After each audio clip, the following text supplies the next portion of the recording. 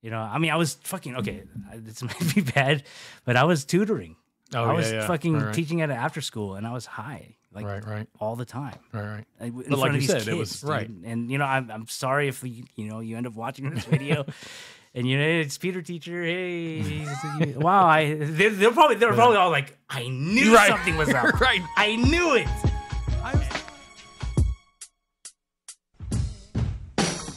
June 28 was the date, 38 to the chest. It's so funny. So it's like, you know, you were like, oh, you know, before you were gaming, and that's a lot of what you were doing, you know, back at that time before all that, where it's like I've almost gone the opposite route, where I was just like super heavy nerd gamer, like through most of my childhood into, you know, the formative years and everything. Yeah. And actually started doing it, you know, quite a bit less in the last, you know, 5-10 years, you know, and only recently I've kind of started getting back into it. You know, the pandemic basically brought a lot of people into those types of things, you know, because they had the time, and you know, Twitch was becoming a thing, and that was very interesting to me as well. So I was actually a person, again, coming from that old school, where I was just like, I don't understand how anybody's sitting there just watching other people play video games. It's like, what the hell is that? That's so stupid. It's still weird to me, like how it draws crowds, but it's a thing. Sure, but that's the thing. And then sure enough, as soon as I started doing it, I was like,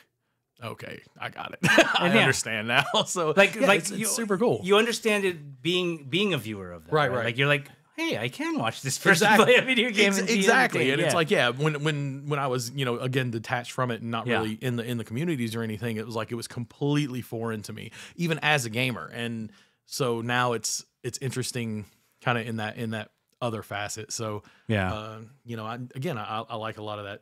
I like a lot of that theory. I like a lot of that stuff. So It's interesting how like this landscape of media has changed so much. 100%. Like streaming is like the big thing now, right? Like streaming services. Yeah. Like you don't what happened to HBO?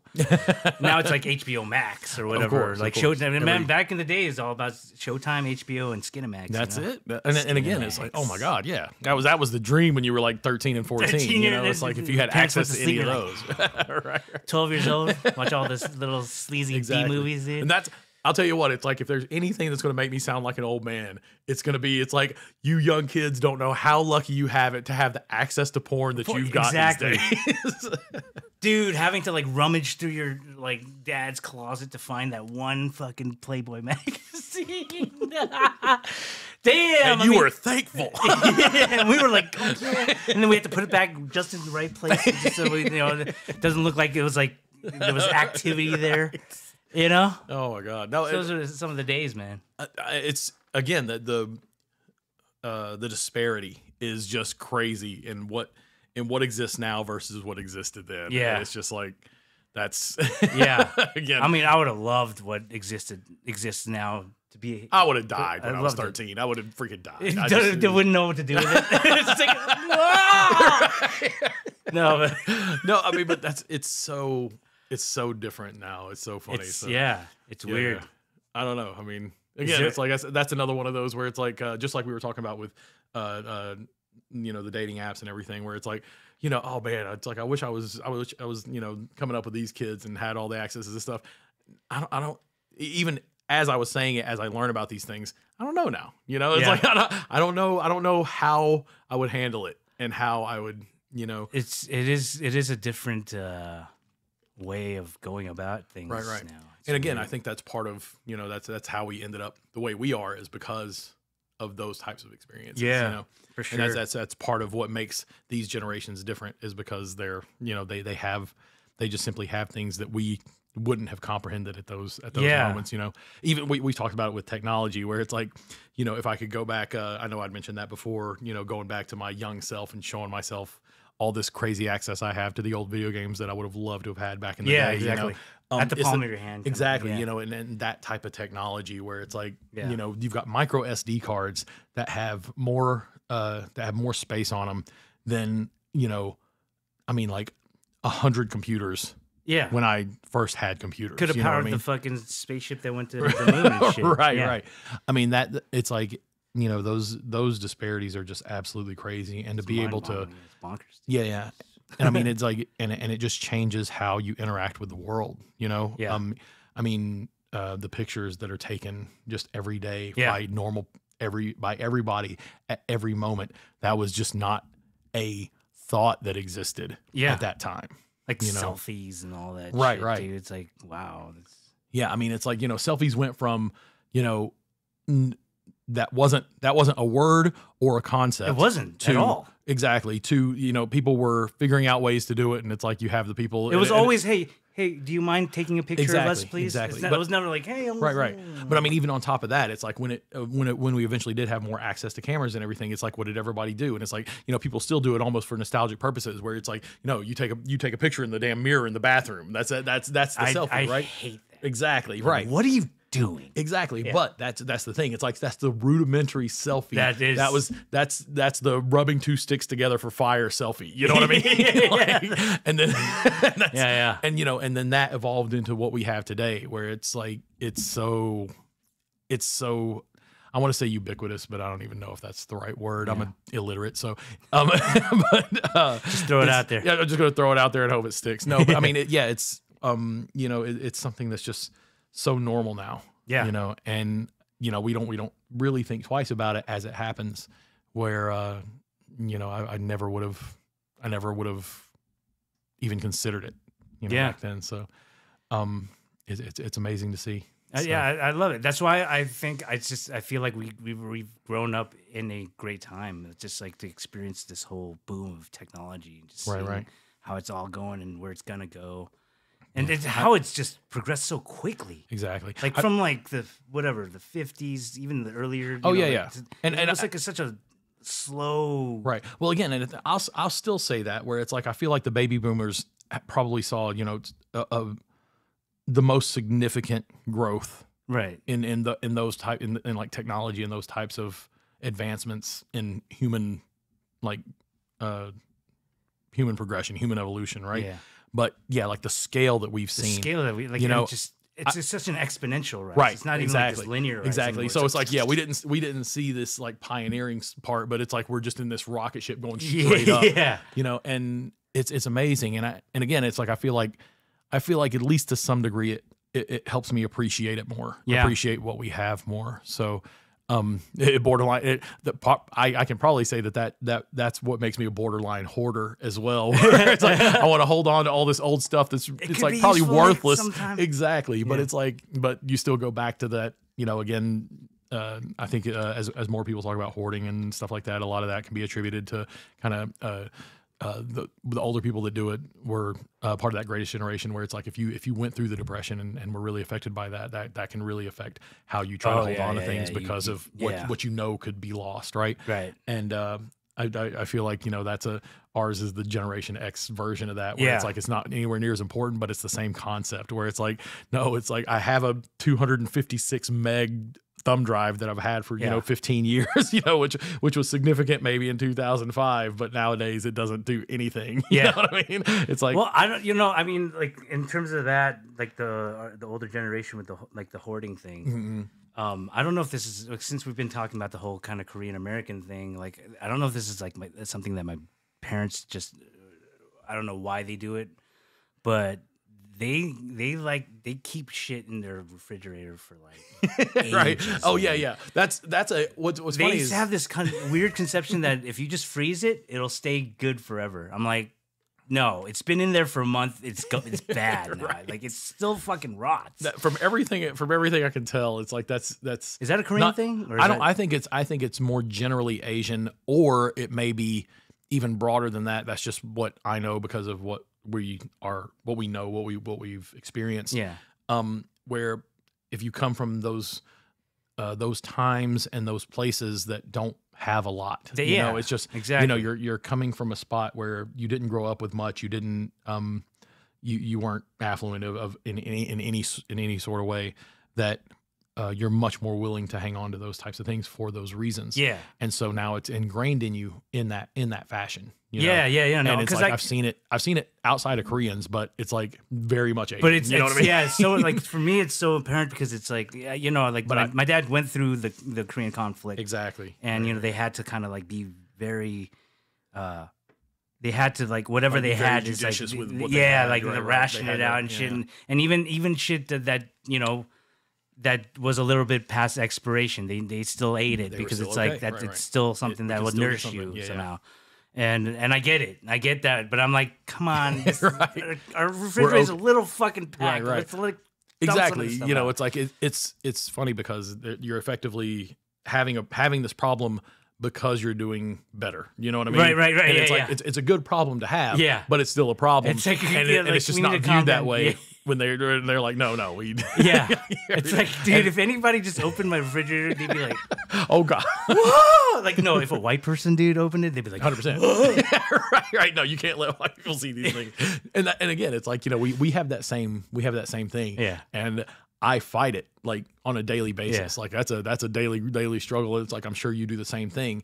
And it's like, I do it kind of from the other side where it's like, I almost purposely buy less for the house because I know how this works. It's like rather than fight it on that top side, I fight it for the bottom side. Right. It's like, you know, it's like we just, you know, we've got enough room in the fridge to keep things going because it's like, I know that's not going anywhere until we eat it. And there's a reason why like a lot of Korean families, they have two refrigerators, I think. Well, it's mainly because of the kimchi problem. Exactly. They don't want the kimchi to smell up everything. But I mean, it still smells it up. Even Koreans are realistic about how kimchi is. Yeah. No amount of baking soda is gonna fucking kill that smell. You could put baking soda in the kimchi. It ain't gonna help. Still ain't gonna do shit. Oh man, that's funny because like even the way they store food or they hold on to food is like so different from like 100%. like American people. Like, you know, I've grown up thinking like, pizza could be out for a couple days and still good. Yeah, exactly. And I remember we were with the Dama in Arizona. And I had that. We went to the pizza place. We had too much pizza. We had a bunch of pizza left over, and then we were in a hotel room, and I left it on top of it because it was too big for the refrigerator in the hotel room, so I left it on top. And then when we woke up, we were about to go back home. He's like, "Hey man, you got to dump that out." And I was like, "Why? Right? This is still good, dude." He's like, "Dude, it's been out all night." I'm like, "So?" He's just like, "Dude, I don't know, man." I'm like, what's this guy talking about? Exactly. For us, it's like that's not even close to beginning to be a problem. Right? Yeah. It's like, what? This is, totally fine. Like, whatever, again, man. It's like I grew up the same way. It's like it's that same thing. It's like, well, I have a stronger stomach than you, then okay, so I can handle it. I don't know what the fuck you're talking about. All right. You don't have to touch it. I'm gonna eat this. Yeah. So I mean, whatever. I guess that's a little bit different. I never knew that was such a difference before. Right. I thought everybody was like, oh yeah, people leave shit out. Right. But again, it's like it's probably part of the same problem where it's not even so much that you just didn't know any better, but it's like you would see other people doing the same thing because you were in that culture. Yeah, because I was around other Koreans that did that. I'm like, everybody does it. Dude, we fucking string up our squid all over. The number of houses I've been to where you walk into the backyard and they've got the clothesline up with like squids, dried squid all over the place, dude. Come on now. 100%. And what's bad is it's like you're watching, it's like, oh man, that's almost ready. Yeah. We can start. Yeah. The only time when pizza's bad is when it just gets hard. That's it. Exactly. Right. Like, okay, this is. And even then, it's like, well, I mean, it's like if you throw it in the oven with a little bit of water around it, I mean, we can probably. Or you can just take it off of the bread and just eat the cheese and the pepperoni. Just get this part. Just throw away the bottom. Yeah. Right? Oh man, I don't know. And again, it's like I appreciate it to a degree where it's like it's funny to see, like you said, the differences in how other cultures don't even think about it that way. But I can appreciate it in the sense that I know I'm not going to waste much of anything. Yeah. You know what I mean? That's the thing. That's the thing that my dad instilled in me. Don't ever waste anything. Right. Eat all of it. Like I was never much. I never really was comfortable with the whole idea of leftovers. I always tried to finish everything on my plate. Gotcha. Until lately, because I'm on a diet, so I'm trying to but you're doing good. He is doing really. I mean, I don't even know how to explain it. I wish we'd have started this freaking a year ago. When I was you could have had that progress. Yeah, don't do that. It's like at your worst, you were still like 20 pounds under me. Come on now. No, I mean that's the thing. It's like I say that it's like I don't put anything to waste. I actually don't mind leftovers in that degree, but I also eat a ton because I'm a fat ass. You know what I mean? So I love eating too, man. Yeah. As much as the next guy, man. But that's a part of it where it's like, again, that was something I always had where it's like, you know, you always had, if you had extra food, oh, I've got a meal for tomorrow. It doesn't matter. Yeah, just save it for, right. for tomorrow. Yeah. Yeah, I just don't go as far as anymore, like leaving things out there for a week. I will try to eat things in a timely manner, but, you know, I get into these, like, I get mad at my dad. I'm like, dude, why are you going to the store already? We still have all this shit to finish. And it's almost like I gotta finish all this before this happens because he's already gonna bring in another shipment. Yeah, you haven't stopped. You can't stop this, so you gotta So it's like, oh god, all right, whatever. But yeah, no, you know, like it's now it's like, you know, I have my own food separated out for myself. So then I just worry about that. He can have. Well, I mean, I'll tell you what, it's like I don't. However disciplined you've been, it's been working really well. And I mean, it's like I don't know. You know, and again, it's like we've gone out and eaten together today, and you know, it's like we've done it. It's been no big deal. So it's not like you're absolutely denying yourself anything. You've been doing really good. Yeah, with I'm just I allow myself cheat meals and stuff like that for sure. Like I mean, I can't because like basically I started this diet that I saw an interview with Matthew McConaughey. Oh yeah. For Dallas Buyers Club, and he was so skinny on that thing. Not that I wanted to get as skinny as he did, because he was trying to look like a fucking AIDS victim, right? So I was like, I don't want to get crazy skinny, but he said he had 3 egg whites in the morning, and then for lunch 5 ounces of fish and some vegetables, and then 5 ounces of fish for vegetables, and then as much wine as he wanted. That's really I was like, and then the key with it was though at the end he's like, and no exercise. So I was like, yes. He's like, all right, something I don't have to fucking exercise. so yeah, I just basically went on like a fish diet. And then but then like every one day out of the week I'll eat something. Just eat whatever you want. Meat, fucking mac and cheese, and and it's been good. That's I'm not trying to fucking lose all this weight for a roll or anything like that. It's just more like I just want to kind of steadily be healthy. lose. Right.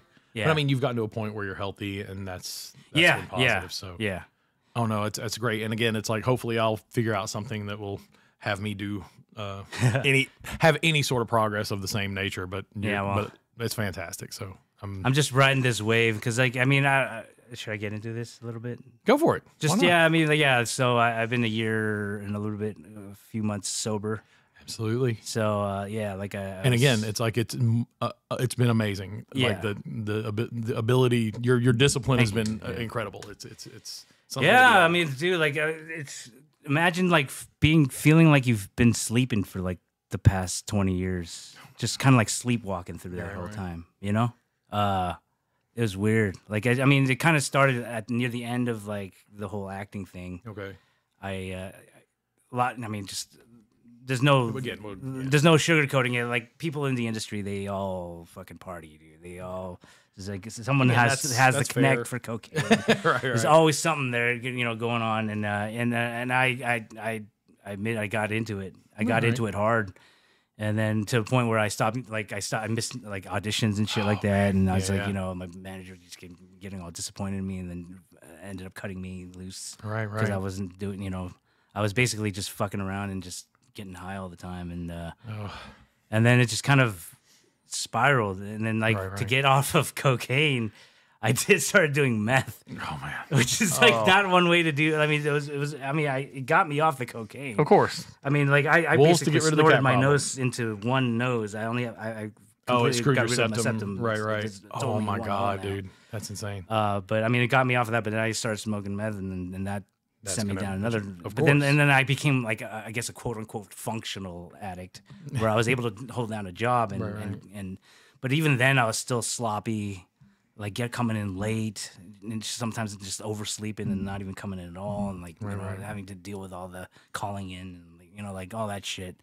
It was really rough. It was just really bad, and like I just had no focus in my life.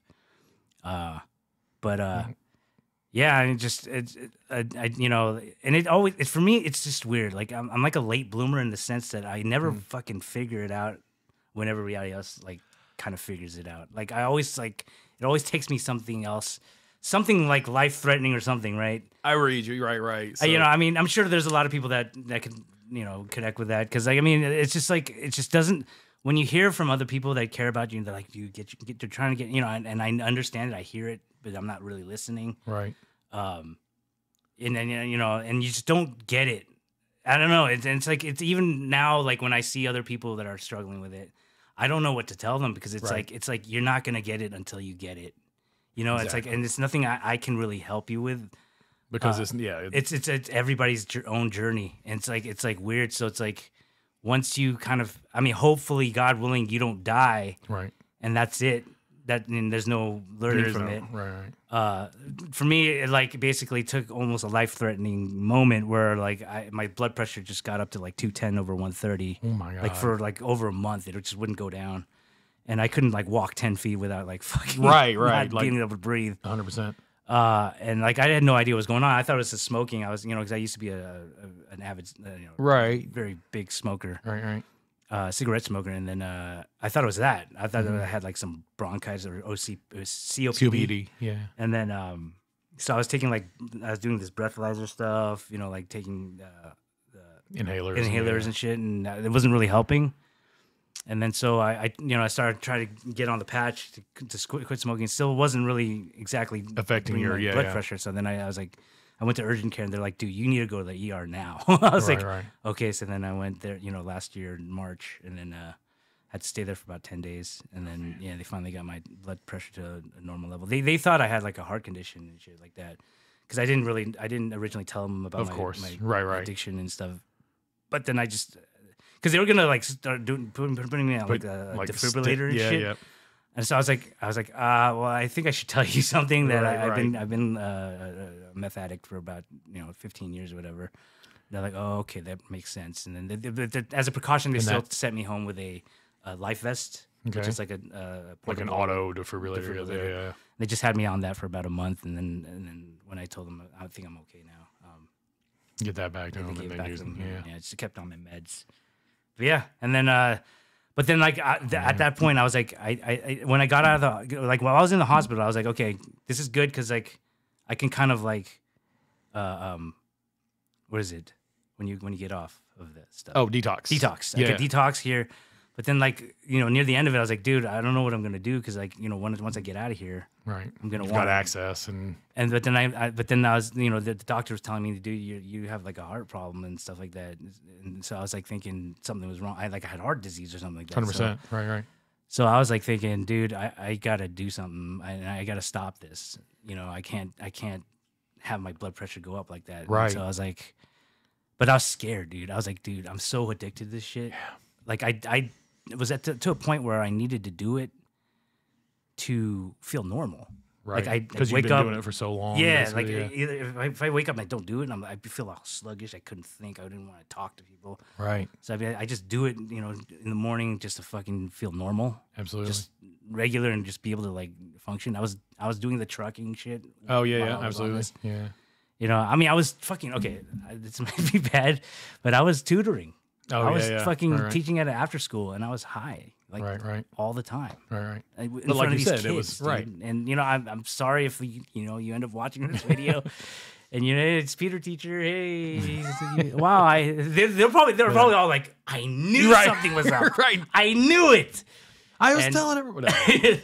And hey, I'm gonna own it. And I feel bad. But I meant well. Yeah, I really did mean well with those kids, and of course, I did care. Well, like you said, it's like at that, when you get so far along, it's like you're not doing it to like be high. You're doing it just to like be functional, right? Yeah, and then just to be able to. Oh man, there were some times when I like, there was this one time I remember when my dealer, he got arrested and he was thrown in jail for like a few days, like a week, and then I didn't have anything, and I was dry, and I was like. Teaching, and I was like, oh my God, how am I gonna fucking survive this week? And I was so stressed out. I was so fucking like nodding off it was so bad. It was the worst week of my life. And and just having to go through that kind of shit. Now looking back, like, dude, now that I'm out of that, it's such a weight lifted off. Like I don't have to worry about that anymore. I don't have to worry about like, going to a piss test and testing positive for anything. Like I'm free of that shit. Right. I feel so good. Like it's awesome. It's great. Like I was so scared that I would never be able to get away from this. I mean, I give a lot of thanks to my dad because like he was there to watch me. He was basically my rehab for like he just watched me for the first few months. So good. Yeah. So, Yeah, and you know, I was just on this kind of like, hey, I can actually live again without this stuff. Right. Like I was, my whole thing was like even with gaming, like I used that shit as a crutch to be able to game. Like right. You know, I couldn't game Without, unless I was high. Right. And then, but then like, and I in the beginning, like when I got out of the hospital and I was like, you know, just fucking sleeping all day. Yeah, of course. I just didn't want to game. I didn't want to fucking play nothing. Do nothing. And then slowly but surely, like I was, you know, talking to Shani. Shani has been a big part of this, helping me out of this. That's why I love her so much, Shani. She is, yeah. Much love, right? Yeah, she was just just encouraged me, like, yeah, you know, just play a couple, you know, a little bit, you know, once in a while. And so I'd play with her a couple times and just, you know, one set here and there, and, you know, and just be like, okay, I'm done. You know? Of course. But then slowly but surely, I started being able to like enjoy the game without having to do any other stuff. And, of course. Yeah, it was like a slow process, but that was all basically what all last year was all about. You know, just basically trying to get back to a life, being able to live, not dependent on anything anymore. And 100%. so, I mean, the most I do now is vape. Right. And, you know, I do take the occasional edible. Yeah. If I go to a Bill Burr show, come on. That's You got it. You go to a comedy show, you got to take an edible. But, yeah. But I mean, that's a good end to this journey. You know, it's like that's really solid. And I feel like now it's like I'm starting a new chapter, and you know, this is part of it. This podcast is a part of a new chapter. Like it's just what. It's kind of like why I wanted to do it. No, it's like why, you know. That's really good. No, it's exactly. It's a very good way to, like you said, it's a chapter. That's perfect. It's like you ended one chapter and now this is the telling of the next chapter. Yeah. So, very good. Yeah, man. I think that's a good way to do it. Yeah, dude. And I'm glad you partnered up with me, man. Hey, I'm just happy to be here. Like I said, I'm just waiting. I'm just waiting for those coattails so I can grab on, like never let go. So. Dude, no, like okay, you know what? I want to say something a little bit because I did shit on the whole online friendship thing on the last pod, but you know, online friendships are great because this guy, again, we explained this. He was an online friend, turned into a real friend. I still think you should meet. I still think that, you know, that makes the bond even stronger. Fair. Yeah. I don't disagree. But this guy has been pivotal, man. He's been there for me. Just, you know, so I thank you for. No, I mean, I was where I could be, but again, it's like, you know, you're kind of your hardest moments. It's like you definitely did that of your own volition, and that's saying something. You know, it's like you know, it's like, you know, you had some support structure, which is fantastic to have, and you know, for everybody that's gone through it, I'm sure they can probably attest to how important something like that would be. Very important. But again, it's like, you know, the fact that, you know, and again, you're almost assuredly right, where it's like you kind of have to come to these decisions on your own. Yeah. It's still something that you made it. You made it through. Yeah. And that's significant. That's, you know, being here where you are right now as you are is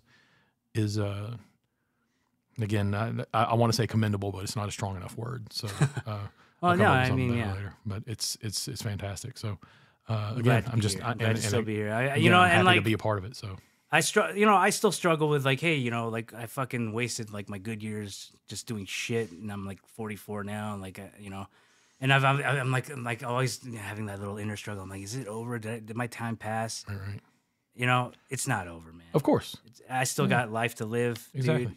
You know, and fuck you all, you 20-year-olds, dude. I could still fucking hang. See?